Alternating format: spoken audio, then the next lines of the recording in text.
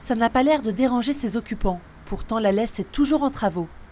Un chantier long de 4 km en pleine métamorphose, grâce à un investissement de 17 millions d'euros. Il faut savoir qu'avant les années 1800, la laisse, lorsqu'elle était en crue, pouvait s'étaler sur 1,5 km de large.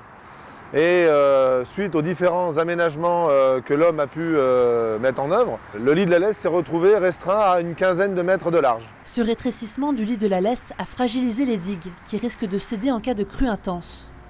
Rendre la rivière plus sûre est donc le premier objectif.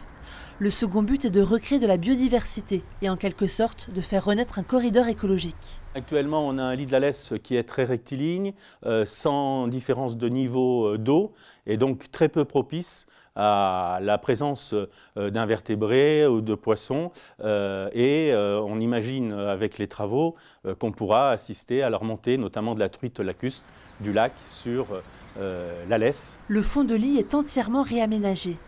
Eau plus ou moins profonde, installation de galets ou bien de sable, tout est fait pour accueillir de nouvelles espèces. Grâce à ces aménagements de fond de lit, on a donc une morphodynamique qui s'installe avec un fond de lit qui est donc accueillant pour diverses espèces piscicoles notamment.